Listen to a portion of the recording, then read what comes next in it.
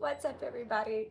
So this Thoughts on Consciousness conversation is going to be happening on the floor in front of the garden, and you're going to hear some of the chanting in the background that I have playing for my puppy while he's sleeping. But this mantra inspires me to tell you guys something that I believe is very, very important when it comes to having conversations about consciousness. And it's something that happened to me personally, that I experienced, that I've spoken about with other people that have also experienced it, that I had heard about it before in the past and was aware of its existence.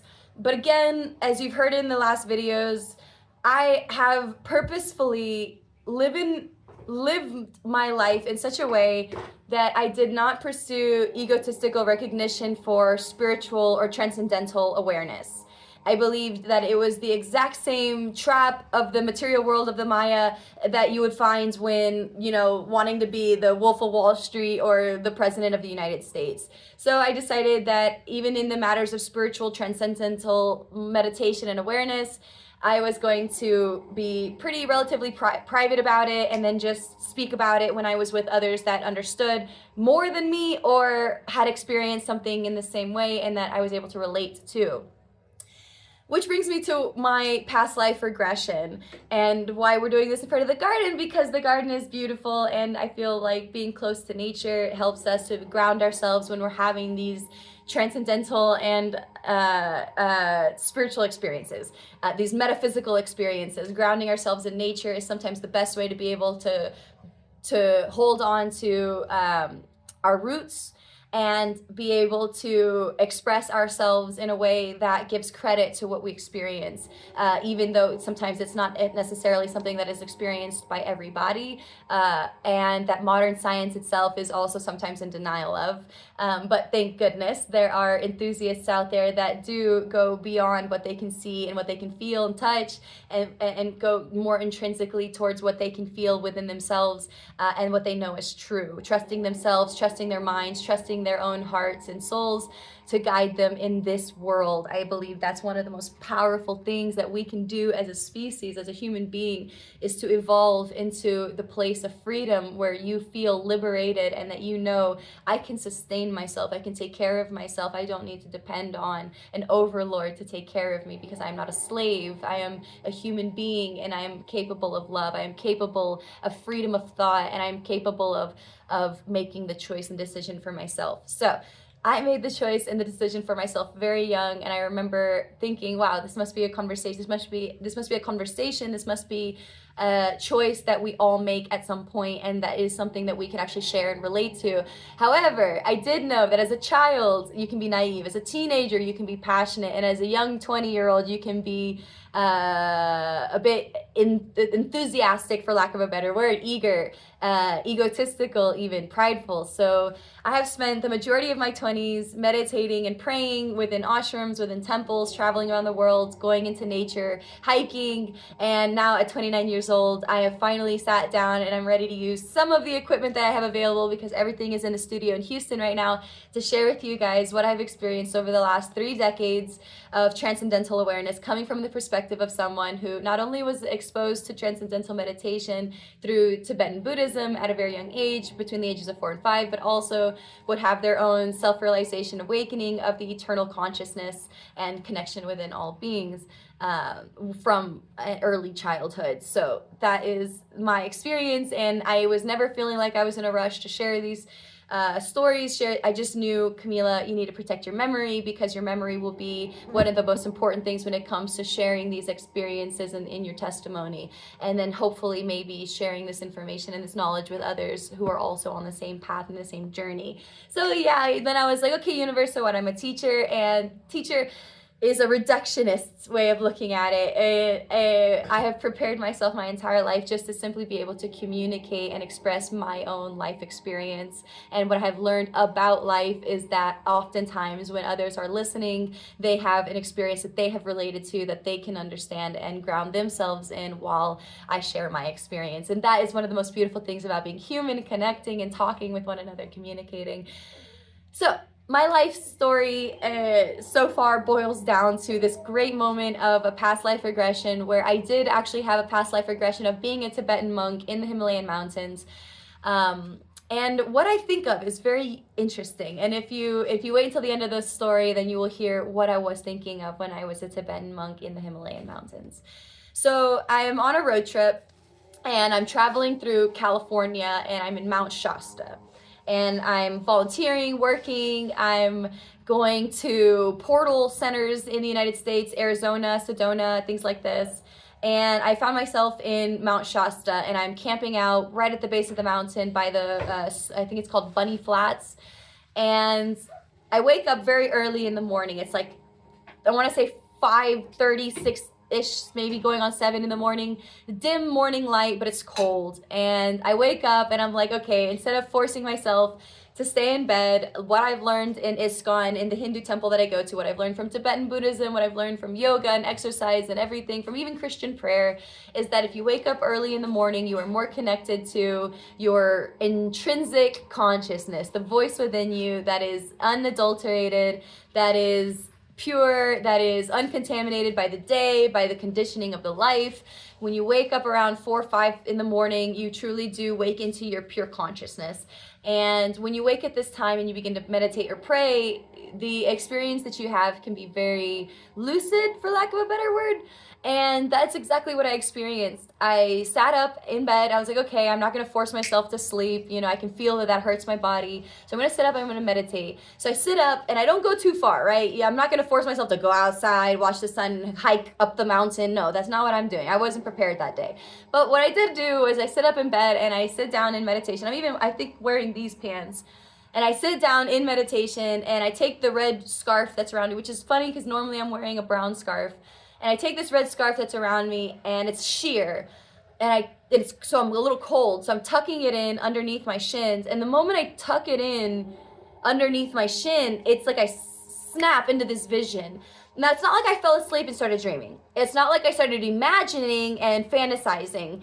It was as if I was transported out of my body in a millisecond, don't even remember the process, into another body, into another time, into another place in the world, into literally another altitude. And all of a sudden, I'm sitting cross-legged. I know I'm male, and I know I'm bald because I don't feel my hair anymore on me. And I'm wearing thick robes, thick red robes, thick robes just like this. And I'm looking out at this ravine. And I hadn't seen the Himalayan mountains yet. Now I'm 29, I've been to Nepal, I've seen the Himalayan mountains. But at this time, I have never ever seen mountains like this before in my life. So all of a sudden, I'm sitting on this ridge, on this mountain ledge, and I'm looking out at this mountain ravine. And it's this beautiful ravine. Snow caps, dark rocks, like deep valley. Like you could not even imagine the scope of this valley. And I'm just sitting in the middle of it. And the thing that I'm thinking of is that I'm grateful for the yak's milk, the milk of a yak, because it's the fat in the milk of the yak that I put in my milk tea that gives me enough energy and fat on my body to survive the cold, harsh environment of the Himalayan mountains. And so I'm thinking, blessing the yak, I'm thinking of being mindful of how it is that I can meditate, being rooted in reality, which was the yak's milk that I drank that morning, which I did not drink in California, that I had never drank in my entire life, was the reason why I was able to meditate.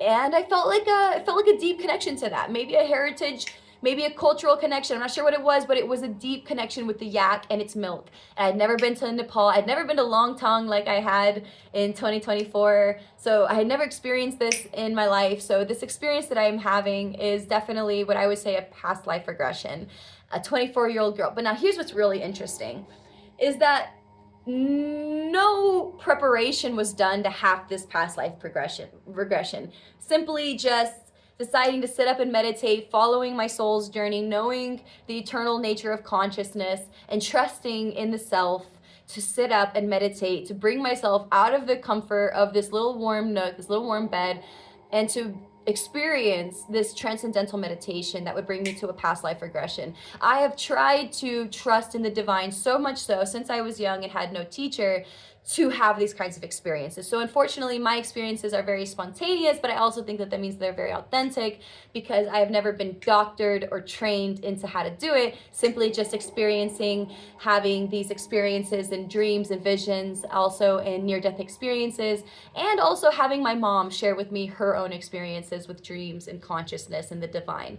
So I was very grateful to have this past life regression because it was for me not only confirmation that it is possible for a yogi and a meditator or just a regular person to have a transcendental experience or a past life regression, but that also it gives credit to the fact that past life experiences are credible and that there is something to be learned when you have them and that it is safe to share them. So I have this past life regression and I don't know what to do with it.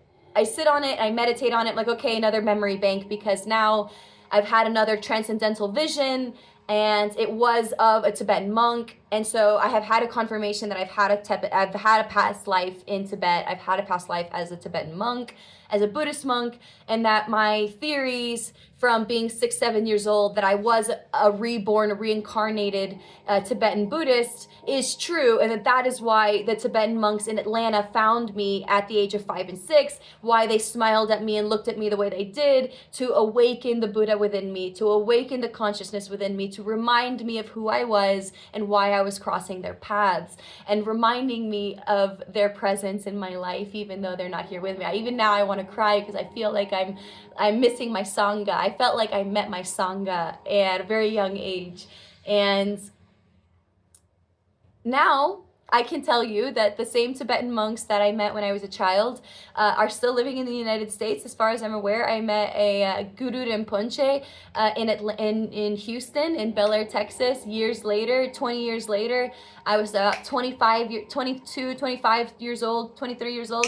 And it was COVID. I was taking my car to get the tires replaced, and I was feeling very restless, trying to be vegetarian, trying to maintain what I'd learned at the ISKCON temple, trying to stay in a transcendental meditation, but feeling like I'm really, really in this Maya world. Then I'm like, okay, you know what? I'm gonna go to McDonald's. I'm gonna go eat some French fries. It's vegetarian, so I'm gonna walk from this store to the McDonald's down the street. And as I'm walking to the McDonald's, I never make it because I see a sign next to the tire shop that says Bel Air, Texas, Tibetan Meditation Center.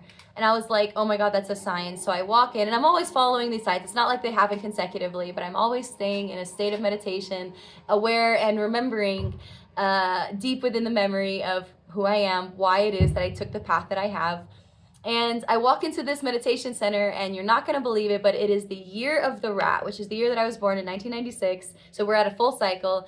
And it is the New Year celebration in the Tibetan Meditation Center. So I'm thinking I'm just gonna go look through the window, and there's actually a Guru Rinpoche and a whole program going on. So I go inside, I meet all the acolytes and disciples of the Guru Rinpoche, and there's like food everywhere.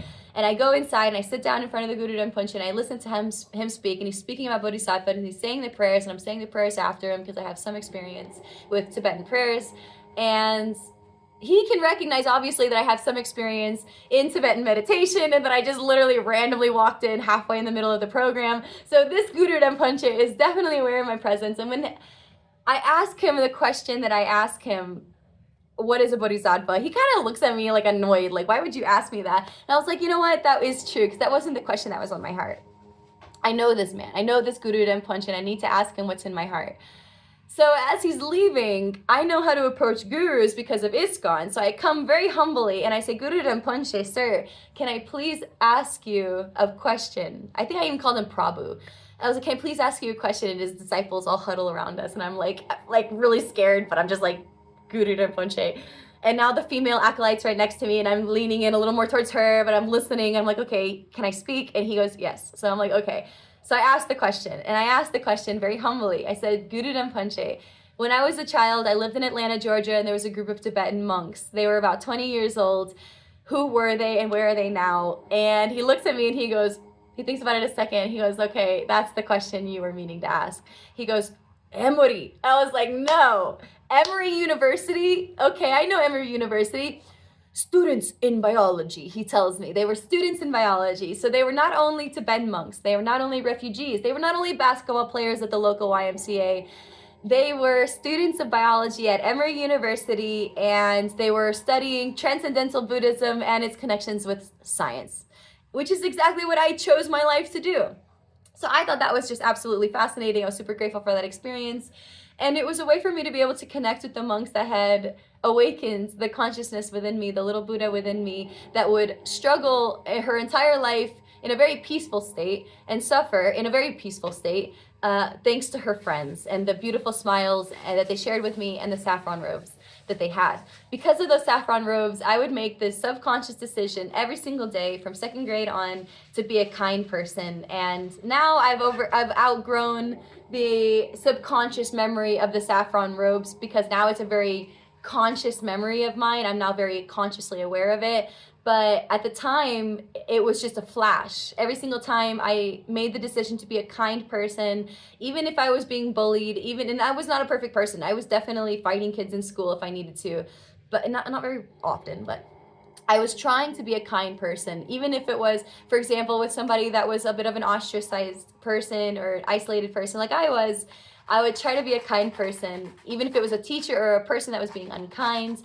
And the reason why I would be kind is because I would think of the color of saffron. I would think of their robes. And it would take me almost 20 years to remember, about 18 years to remember that flashback. Every single time I made this decision to be who I was thinking of the saffron robes of these Tibetan monks. And I had to understand what that meant in context with like the world.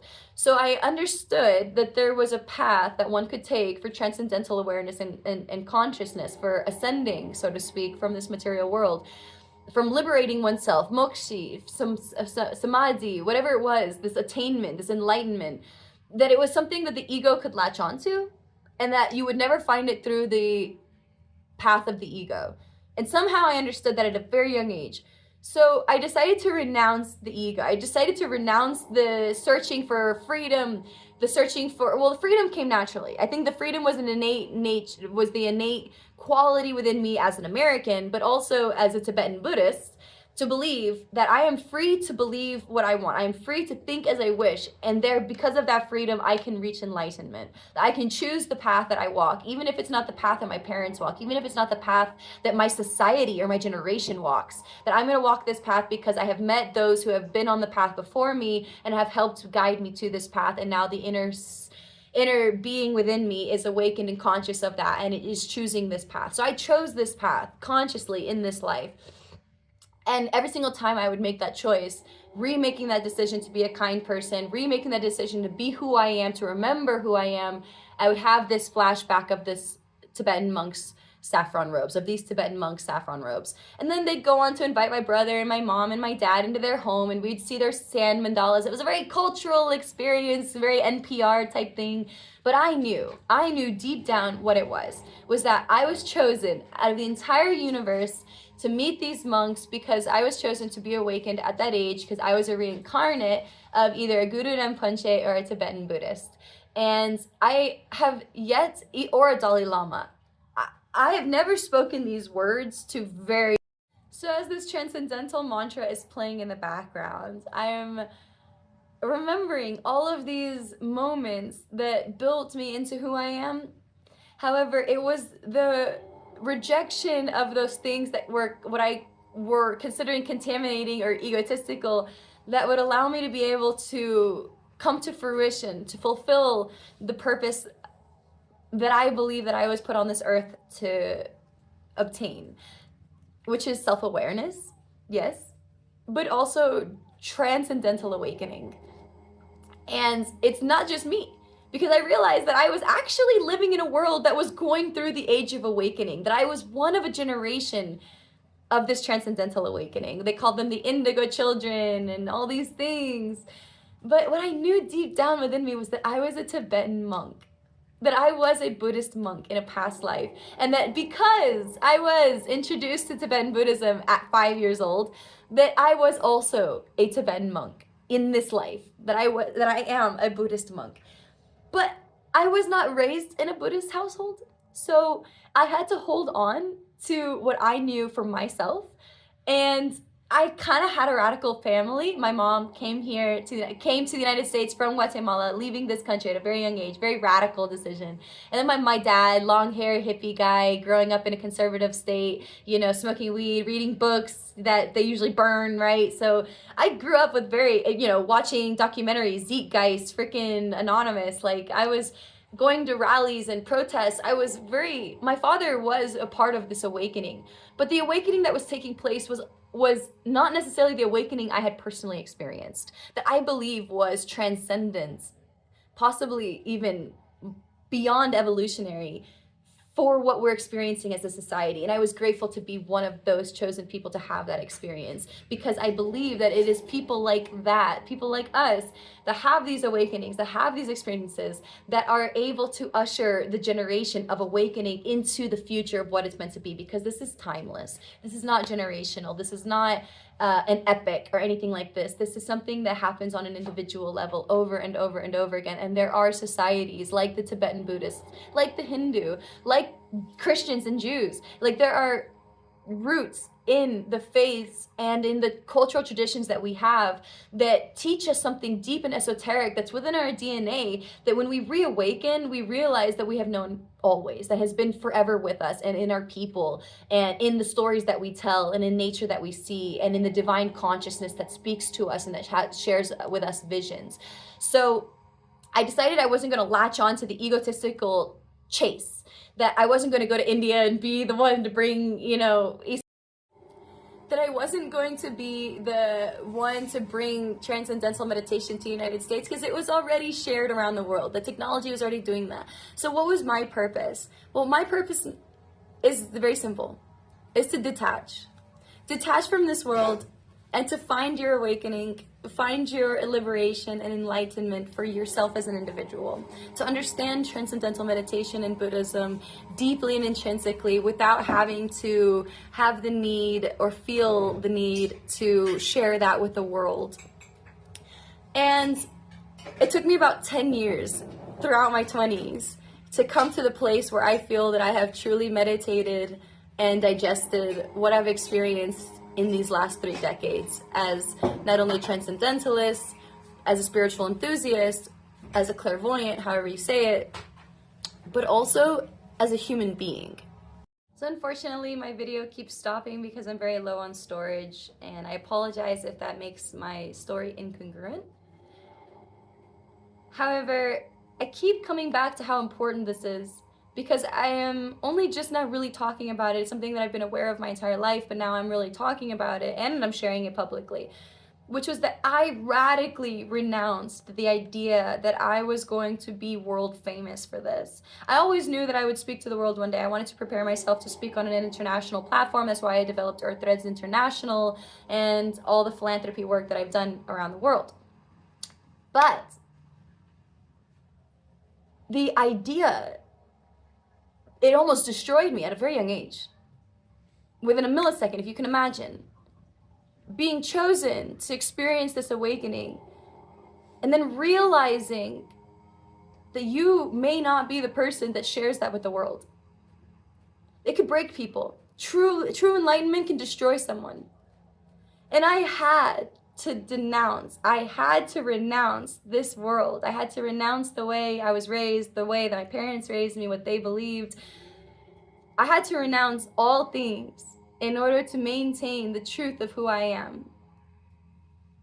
And thanks to Krishna consciousness, Satyam Param Dhimahi, the absolute truth and the divinity and the transcendental, I uphold in my awareness always. I began meditating on the Maha Mantra, chanting on the personality of Godhead, understanding that this Mayavadi, that this experience that I was having of eternal consciousness could actually be maintained through a spiritual understanding of the Supreme Personality of Godhead. That if I prayed to the Lord, if I prayed to God and I understood my connection with the divine and the universe, and I was able to become consciously aware of my own relationship with the divine, with my creator, then not only would I be able to maintain the awareness of self, not destroying myself with drugs, not destroying my memory with alcohol, but being able to maintain the integrity of my memory to share this experience, that I would be able to share the experience of this transcendental awakening lucidly and consciously and still maintain my personality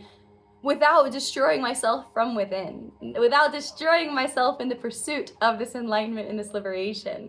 And that is true Jiva Mukti. That is true divine consciousness and liberation in surrendering to the Lord. So in understanding my relationship with God and chanting Hare Krishna, Krishna Krishna, Hare Hare, Hare Rama, Rama Rama, Hare Hare, I was also able to come to the awareness of Brahma. If you read the Upanishads, you will become aware of the self and the nature of the self and how to meditate on the nature of the self in context of Brahma, which is its connection to all things. Not just the self being the individual soul, but the individual soul within all things, ultimately being connected, and the self being connected with the divine, the Brahma Jyoti, the light of God that we all emit, the effulgence of God that we come from and then we go back to. And when I was a kid, I used to say, oh yeah, Dad, I think that when we die, we go back to this big ball of light. And it is literally that. I would see it in space. I would see this Akashic space, this ethereal space, and I'd see this glimmer of a light, like this holy light. And it wasn't like a sun. It wasn't like a star. It was just pure essence. And I've only ever seen it 2 times after that, 3 times after that. 2 near-death experiences and 1 major psychedelic experience. And experiencing that light, that Brahma Jyoti, gave me warmth and gave me hope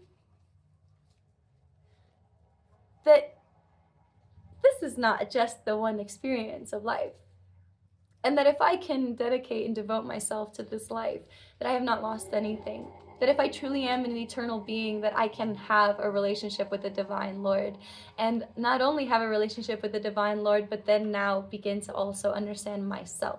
The relationship with myself and the divine, which is the most beautiful thing in the entire world. Knowing that the self has a relationship with the divine and that I can know myself through the divine, through the creator. Not just through the earth, through the mud, through my mother and my father, but through the pure essence of the divine, the soul. And I'm grateful for that. And so I chanted Hare Krishna. And I chanted to preserve the memory, because I knew that what I had experienced even transcended the experience of the Supreme Personality of Godhead. That when you experience transcendental awakening and you come to the seat of the self, you begin to separate reality from the illusion. The illusion no longer holds any value over you. You're no longer a slave to it. You don't fear God in the way that people tend to imagine, so to speak, when they say fearing God. So when you come to know the self, the way God intended, and you detach from the suffering of the world and the suffering of ignorance, and you surrender to this divine light, you can then begin to situate yourself eternally in this consciousness and in this peace.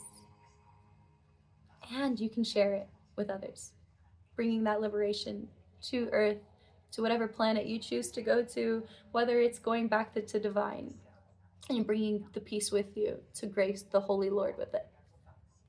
Whatever it is for you. For me, I love God. For me, I give God a personality. But this consciousness, it is aware of itself. It is awake. It is divine, like a baby, like God. And that each and every one of us is part and parcel of this pure essence. And meditating on that has been, in this life, one of the greatest forms of liberation and pleasure that I have found. Because in the nescience of ignorance, in the darkness, in this ocean of non-existence, we're given these little lights of awareness. And that little light of awareness is all you need to bring the whole universe into divine harmony. And then when you bring your universe into divine harmony, the world around you begins to change. The darkness and the evil begin to elevate, and we begin to see the healing from within ourselves, within the planet. We begin to detach from the ego that tells us that we're not enough, that we're not good enough, that we're not smart enough or strong enough to fulfill our purpose. So we live these half lives, never fully satisfied, hurting other people, hurting ourselves along the way, finally to come to the understanding at the end of life that life was temporary, that there was no reason to suffer, that the only thing we really had to do was just be aware, to live consciously in life with love, with kindness and understanding. With that being said, my time for this video has come to an end. I have background noises and things like that. That's a good way of saying, okay, we're gonna go ahead and pause this talk. Thoughts on consciousness. This series for me means more than just sharing my life experience. It is something I have prepared for my entire life. To sit in front of the camera and be able to speak and be able to remove my ego just enough to share with you the transcendental experience that shaped me into who I am today. I hope I've been able to do that a little bit, sharing with you a little bit about my past life regression. And in the next talk, we're gonna go ahead and talk a little bit more about consciousness, universal harmony, and near-death experiences. I think that's the next one. The near-death experiences will be the really fun one, where we really get to talk about our experience of life. Hopefully my memory is kind to me. I can find a more quiet space where I can reach deeper into my hippocampus and be able to talk about those experiences that transcend the awakening and also transcend consciousness, death itself. And if I can just share with you now, death is not something that you have to fear. Timothy 1 verse 7, I will quote it every day, all day. For the Lord has not given us the spirit of fear, but the spirit of love, of power, and of a sound mind. So if you no longer fear death, you are no longer held by the shackles of ignorance. And you can begin to meditate on the pure nature of consciousness and your relationship with the divine.